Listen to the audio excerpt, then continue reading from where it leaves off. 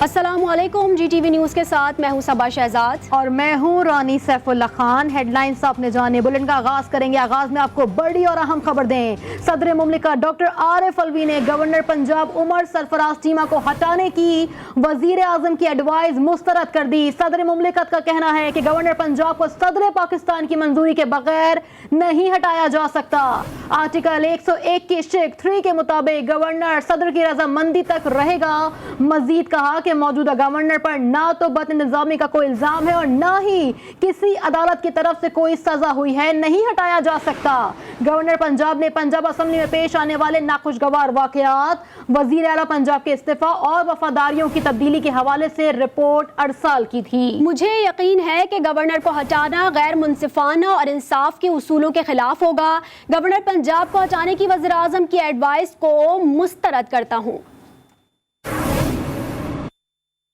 साबिक वज़ीर-ए-आज़म इमरान खान की जानिब से इदारों के खिलाफ बयानात की मजम्मती करारदाद मुतफ़िक़ा तौर पर मंजूर कर ली गई है। करारदाद के मतन के मुताबिक ये ऐवान पाकिस्तान तहरीक इंसाफ के चेयरमैन और साबिक वज़ीर-ए-आज़म के बयान की भरपूर मजम्मत करता है। साबिक वज़ीर-ए-आज़म ने अपने बयान में तारीखी हक़ाइक़ को मसख़ करने की कोशिश की है। उन्होंने इदारों को बदनाम करने की कोशिश की।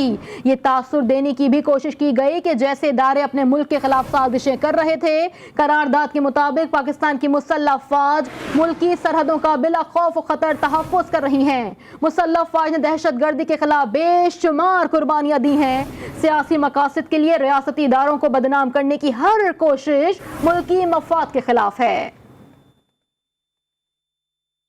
कौमी असम्बली में वज़ीर आज़म शहबाज शरीफ ने साबिक वज़ीर आज़म इमरान खान की गुज़िश्ता रोज़ की तकरीर पर खूब तनकीद की। तनकीद का निशाना बनाया तो इमरान खान ने भी मुस्लिम लीग नून को नहीं बख्शा।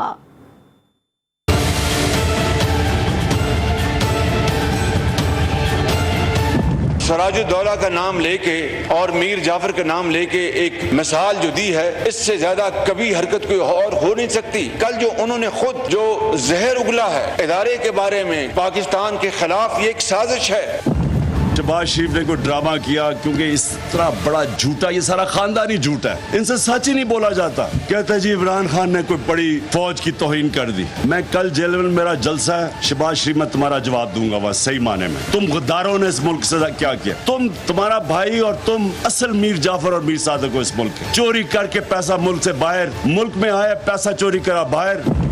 दिन रात चोर और डाकू का राग अलापा, उससे आज कौम तकसीम दर तकसीम हो चुकी है। जहर घोल दिया गया है कि वफादारी और गद्दारी के जो सर्टिफिकेट बांटे जा रहे हैं। हमने नेशनल सिक्योरिटी काउंसिल की मीटिंग की। जो सफीर थे पाकिस्तान के अमेरिका में, उस वक्त सफीर साहब ने कहा कि मैंने जो खत लिखा था कि हमें वो धमकी अमेज गुफ्तगू थी वो, लेकिन ये गद्दारी या साजिश का अंसर कहाँ से निकल आया? अब अगर धमकी की बात की जाए, हेनरी किसिंजर ने जुल्फिकार अली भुट्टो को एटमी ताकत बनाने के हवाले से क्या कहा था, आप इसको अच्छी तरह जानते हैं। तुमने जो अमेरिका के साथ मिलके, वो डोनाल्ड लू के साथ जो तुमने साजिश की हमारे ऊपर, एक गवर्नमेंट को गिरवाया, जो तुमने गद्दारी की इस मुल्क के साथ, तुम्हारी वजह से आज ये हालात है। वो बड़ा भाई फौज को बुरा भला कहता था, और वो भी बुज़दिल जब मुल्क से बाहर गया, अंदर चू चू करता था, बाहर जाके फौज को अटैक किया, और हमें कह रहे हो फौज की बात कर रहे हो। अपनी फौज के खिलाफ नवाज शरीफ वो मोदी के साथ काठमांडू में मिल रहा था छुप छुप के। आज अगर आप इक़्तिदार में नहीं हैं, आप तो लाडले थे, आपको बच्चे की तरह दूध पिलाया इस इदारे ने। आपको 3.5 साल उन्होंने बिला खौफ तरदीद के 75 साल में इस मुक़्तदर इदारे ने पाकिस्तान की किसी हुकूमत, किसी वज़ीर आज़म को इस तरह सपोर्ट नहीं किया जिस तरह इमरान खान नियाजी को किया था। इतने बेशरम लोग हैं, ये इतने क्रिमिनल्स हैं, सारी जिंदगी झूठी FIR, झूठे केसेस। ये शहबाज शरीफ ने सबसे ज्यादा पुलिस मुकाबले में लोग मरवाए हैं, ह्यूमन राइट्स के अंदर इसकी रिपोर्ट है, और वो कातिल को बना दिया इंटीरियर मिनिस्टर। ये सारे क्रिमिनल्स हैं। इन्होंने प्लान किया हुआ है बंद कमरों के अंदर। मुझे ये भी खबर है कि जी इमरान खान को पकड़ लेंगे।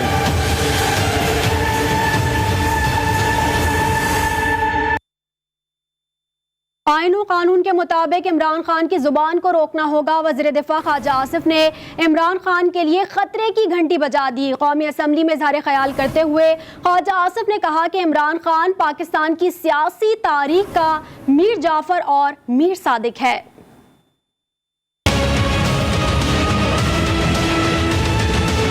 अगर आइन पे कारबंद होना चाहता है ये ईवान जो है या बाकी इदारे जो हैं, तो इमरान खान जो है सबसे बड़ी रुकावट उसमें बनने की कोशिश कर रहा है। तब लोगों को आईनी अदारों की मुदाखलत जो है या उनका क्रॉस करना अपनी बाउंड्रीज को सूट करता है तो वो कहते हैं कि जी हम वन पेज पे। इमरान खान ने सबसे ज्यादा मददगार इसमें इमरान खान खुद साबित हुआ हमारे लिए। उसकी अना, उसकी रौनत, उसका तकब्बुर जो है वो हमारे लिए मददगार साबित हुआ। उसका तौहीन आमेज रवैया उसके अपने मेंबरान के साथ पीटीआई के और अपने कोलिशन मेंबर्स के साथ उसका जो रवैया था वो हमारे लिए मददगार साबित हुआ। हवाला देते हैं ये सिराजुद्दौला का और मीर जाफर का। ये खुद सबसे बड़ा मीर जाफर और मीर सादक है पाकिस्तान की सियासी तारीख का।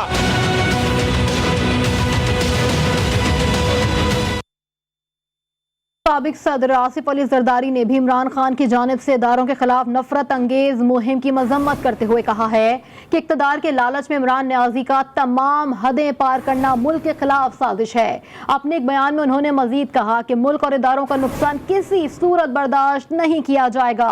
इक़्तिदार से बेदखल होने के बाद इमरान खान जहनी तवाज़ुन खो चुके हैं। ये शख्स अब कौमी इदारों पर हमलावर हो रहा है। इमरान खान साजिशी बयानिए से अवामी जज्बात भड़काने की कोशिश कर रहे हैं और नफरत फैलाकर मुल्क और इदारों का नुकसान कर रहे हैं।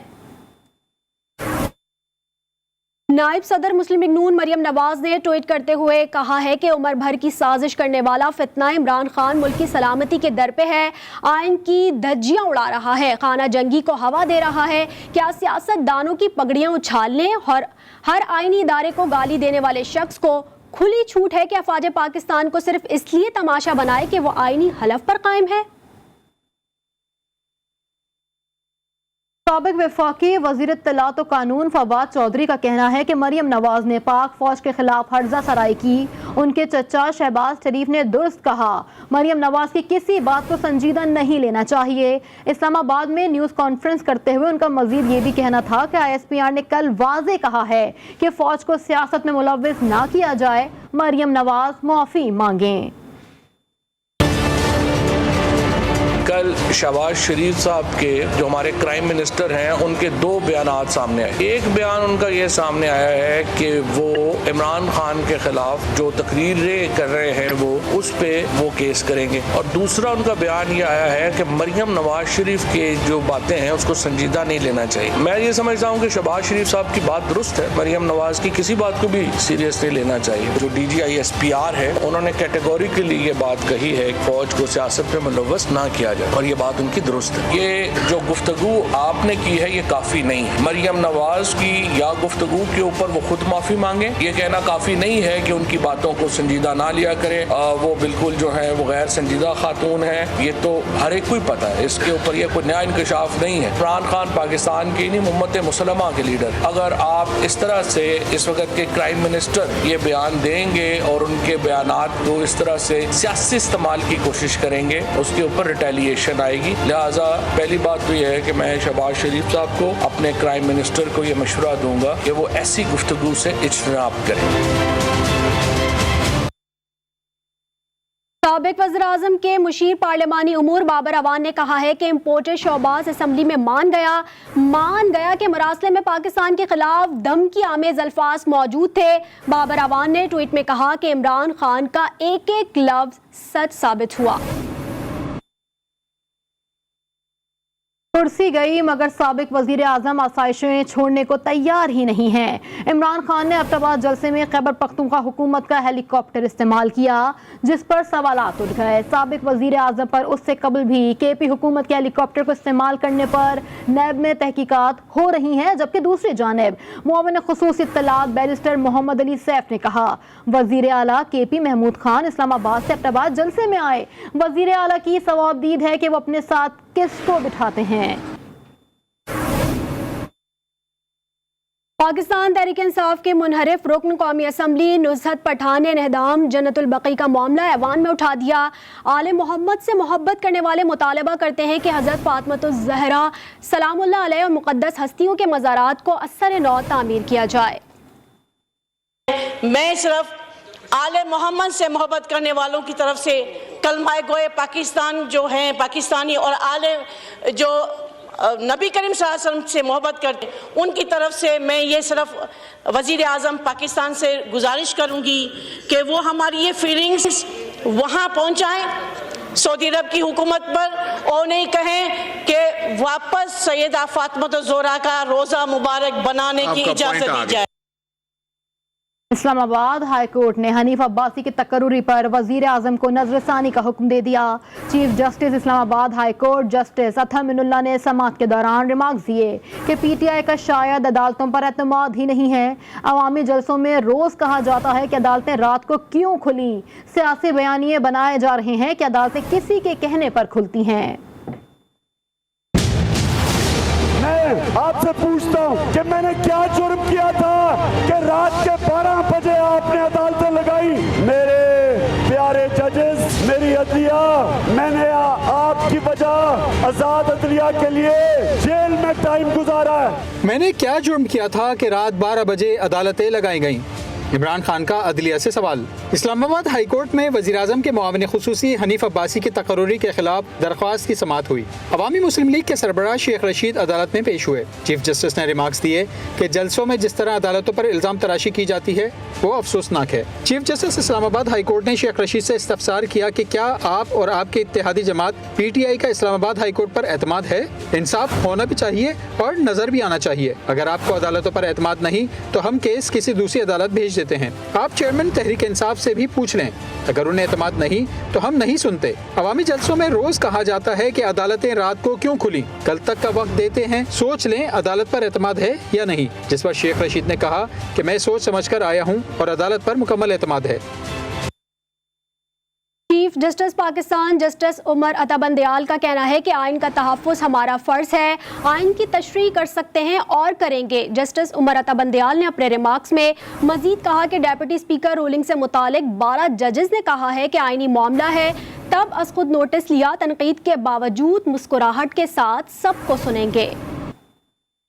Welcome back. रुपए के मुकाबले में अमरीकी डॉलर को पड़ लग गए। स्टेट बैंक ऑफ पाकिस्तान के आदाद शुमार के मुताबिक रवां हफ्ते के पहले कारोबारी रोज इंटर बैंक में रुपए के मुकाबले में अमरीकी डॉलर की कीमत में 90 पैसे का इजाफा देखा गया। आदाद शुमार के मुताबिक इंटर बैंक में रुपए के मुकाबले में अमरीकी डॉलर की कीमत 186 रुपये 63 पैसे से बढ़कर 187 रुपये 53 पैसे हो गई। वफाकी हुकूमत ने चीनी की बरामद पर पाबंदी आयद कर दी। वज़ीर आज़म शहबाज शरीफ ने हिदायत जारी करते हुए कहा है कि अवाम की ज़रूरत को पहले पूरा करना है ताकि कीमत को मुस्तहकम रखा जा सके। वज़ीर आज़म ने चीनी की बरामद पर पाबंदी के साथ स्मगलिंग के खिलाफ सख्त इक़दामात का भी हुक्म दिया है। कहा है कि ज़ख़ीरा अंदोज़ों, नाजायज़ मुनाफाखोरों और मसनूई किल्लत पैदा करने वालों से सख्ती से निपटा जाएगा। हुकूमत की जानिब से लोड शेडिंग के खात्मे के दावे धरे के धरे रह गए। मुल्क भर में बिजली का बहरान जारी है। बिजली की एलानिया और गैर एलानिया तवील बंदिश से मुल्क भर के आवाम परेशान हैं।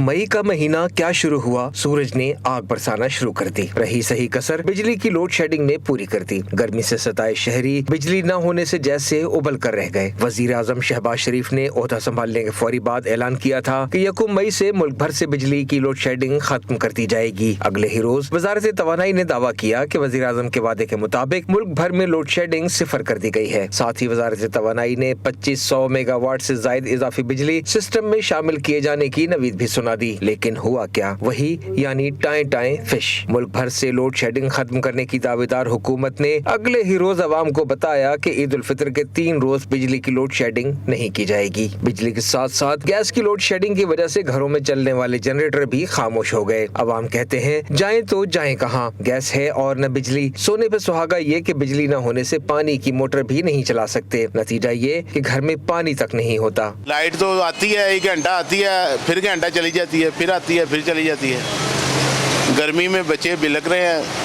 बस गरीब आदमी पिस रहा है। गैस का भी कोई हाल नहीं है, कभी आती है कभी जाती है। तो लाइट का भी यही है, 1 घंटा आती है, 2-2 घंटे चली जाती है। अरे बिजली बिल्कुल यहाँ पर बिजली चल भी नहीं रही है। 4 घंटे चलती है, 4 घंटे बंद होती है। बिजली की वजह से हम लोग बहुत परेशान है, गर्मी बहुत है। जब से गर्मी बढ़ गई है, मौसम तब्दील हुआ है, गर्म हो गया है, तो बिजली की बहुत ही लोड शेडिंग ज़्यादा हो गई है। पहले वर्कर 2 घंटे जा रही थी, अब 4 घंटे टाइम पर जा रही है। दिन में 3-4 मरतबा आ रही है, जा रही है, कभी आती है तो डिम आती है। वफाकी वज़ीर तवानाई खुर्रम दस्तगीर का ईद से कबल ये कहना था कि 1 मई से हुकूमत की तरफ से गैस की फराहमी मुतवक्को है और 1 मई से बतदरीज लोड शेडिंग के मामला हल हो जाएंगे। एंग्रो का थर्मल प्लांट परसों से काम शुरू कर देगा। इस सब के बावजूद पुराने पाकिस्तान के अवाम आज भी उसी जगह खड़े हैं जहां वो नए पाकिस्तान में खड़े थे। मुल्क भर में मुर्गी की कीमत में इजाफे का सिलसिला जारी है। शहर कायद में मुर्गी की फी किलो गोश्त की कीमत 650 रुपए से 700 रुपए है। ठट्टा, जहां से कराची को 70% मुर्गी सप्लाई की जाती है, वहां भी गोश्त की कीमत 700 रुपए तक पहुंच गई। कोयटा में मुर्गी 550 से 587 रुपए तक हो गई है। इस्लामाबाद में 460, पेशावर में 303, 350 और लाहौर में मुर्गी का गोश्त 430 रुपए में फरोख्त हो रहा है। कराची में मुर्गी के गोश्त की कीमतों की ऊंची उड़ान। GTV ने मुर्गी की ऊंची उड़ान का सुराग लगा लिया। कराची में मुर्गी की 70% सप्लाई ठट्टा से होती है। अद्वियात और चूजे की कीमत में इजाफे की वजह से पोल्ट्री फार्मर्स ने पैदावार कम कर दी है। मज़ीद तफसीलात देखिए इस रिपोर्ट में।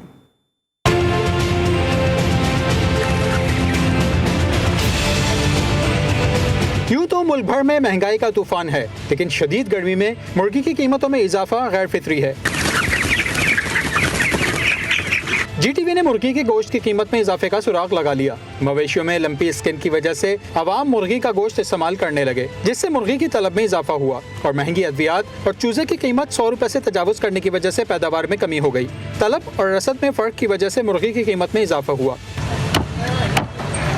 कराची को 70% मुर्गी सप्लाई करने वाले पोल्ट्री फार्मर्स मुश्किलात से दो चार हैं। चूजा इस वक्त 100 रुपए का रेट चल रहा था चूजे का, जो ये मार्केट में आया और कराची में डिमांड बढ़ी, यहाँ से सप्लाई कम हुई और चूजे और हमारे पास यहाँ पे जो छोटा फार्मर था वो रहा नहीं है। तकरीबन 70% जो हमारी सप्लाई कराची की थी वो इस वक्त खत्म हो चुकी है। मुर्गी की पैदावार कम होने की वजह से ठट्टा में भी गोश्त 700 रुपए फी किलो फरोख्त किया जा रहा है। महंगी अद्वियात और चूजे के नर्ख पर काबू ना पाया गया तो मुर्गबानी से जुड़ा मजदूर तबका भी बेरोजगार होकर बदहाली का शिकार हो जाएगा और नर्खों में इजाफे से मुर्गी, मरीजों और तकरीबात करने वालों समेत आम आदमी की दस्तरस से बाहर हो जाएगी।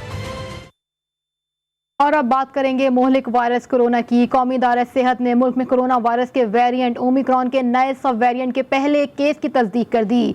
कौमी इदारा सेहत ने ट्वीट में बताया कि जेनोम तरतीब के जरिए ओमिक्रॉन के नए झैली वेरिएंट को BA.2.12.1 का नाम दिया गया है। ओमिक्रॉन के नए सब वेरिएंट का मुल्क में पहला केस सामने आया है। NIH ने कहा है कि ओमिक्रॉन की इस नई झैली किस्म की वजह मुख्तलिफ ममालिक में कोविड-19 के केसेज में इजाफा हो रहा है। शाहराह कराकोरम पर हसनाबाद पुल की बहाली का काम हंगामी बुनियादों पर जारी है। मुतासरा पुल की बहाली के साथ मुतबादिल RCC पुल की तामीर का काम भी जारी है। ग्लेशियर झील फटने से 7 मई को नाले में तुगयानी के नतीजे में हसनाबाद पुल टूट गया था। सयाहों समेत आम ट्रैफिक के लिए मुर्तजाबाद और गणेश से मुतबादिल रास्ते इस्तेमाल किए जा रहे हैं। नाले के करीबी इलाकों में मौजूद खानदानों को महफूज मकामात पर मुंतकिल किया जा रहा है। Welcome back. इस्लामाबाद में दिन भर गर्मी के बाद शाम में गरज चमक के साथ मूसलाधार बारिश ने मौसम खुशगवार कर दिया है। गर्मी का जोर टूट चुका है। बारिश का ये सिलसिला आज रात भर जारी रहेगा। मज़ीद तफसीलात जान लेते हैं नुमाइंदा GTV न्यूज़ हैदर शराजी से। हैदर, बताइएगा महकमा मौसमियात का क्या कहना है, बारिश का सिलसिला आज रात के बाद कब तक जारी रहेगा? जी, वफाकी दारुल-हुकूमत इस्लामाबाद और जुड़वा शहर रावलपिंडी में दिन भर गर्मी रही और शाम के वक्त बारिश के बाद गर्मी का जोर टूट गया है। आज दिन के वक्त दर्जा हरारत कम से कम 23 और ज़्यादा से ज़्यादा 38 रिकॉर्ड किया गया था। बहुत ज़्यादा गर्मी यहाँ इस्लामाबाद में आज दिन के वक्त महसूस की गई और इसके बाद शाम के बाद मगरिब के बाद ही मौसम बेहतर होना शुरू हो गया और गरज चमक के साथ बारिश का ये सिलसिला शुरू हुआ है। जिसके बाद मौसम खुशगवार हो गया है। इस्लामाबाद और रावलपिंडी के शहरी इस खूबसूरत मौसम को एंजॉय करने के लिए बाहर में निकले हैं। और अगर बात की जाए महकमा मौसमियात की तो ये उनका ये कहना है कि ये शाम के वक्त ही बारिश का ये सिलसिला रहेगा और इसके बाद साफ मौसम की पेशनगोई की गई है। जी। आलमी मंजरनामे से आपको अपडेट करें। श्रीलंका में जारी बदतरीन माशी बहरान और इमरजेंसी के दरमियान वजीर आजम महिंद्रा राजापाक्से मुस्ताफी हो गए। हुक्काम का कहना था कि वजीर आजम ने अपना इस्तीफा सदर को भिजवा दिया। श्रीलंकन सदर गोटाबाया राजापाक्से के हामियों और मुजाहिरीन के दरमियान झड़पें हुई हैं। झड़पों में जख्मियों की तादाद 78 हो गई। बैनुल-अक़वामी मीडिया के मुताबिक श्रीलंका में बदतरीन मुआशी बहरान से मुल्क में हंगामे फूट पड़े हैं। हंगामों के बाद श्रीलंका भर में कर्फ्यू नाफिज कर दिया गया। ताज़ा तरीन खबर से इस वक्त आपको आगाह कर रहे हैं। श्रीलंका में पुरतशद्दुद मुजाहिरे महिंदा राजापाक्से की रिहाइशगाह को आग लगा दी गई है। श्रीलंका वज़ीर आज़म ने अपने ओहदे से आज ही इस्तीफ़ा दिया था। श्रीलंका में मुजाहिरीन के पुरतशद्दुद मुजाहिरे में शिद्दत इख्तियार कर चुका है, जबकि मुजाहिरीन ने महिंदा राजापाक्से के आबाई घर को आग लगा दी है। इसके अलावा मजीद मेंबरान पार्लियामेंट और वज़रा की रिहाइशगाहों को निशाना बनाया गया है। न्यूज़ स्टूडियो से फिल वक्त इतना ही। मज़ीद खबरों अपडेट्स के लिए आप विजिट कर सकते हैं हमारी वेबसाइट GTV Network.tv। बाखबर रहने के लिए देखते रहिए GTV न्यूज़, जी पाकिस्तान के लिए।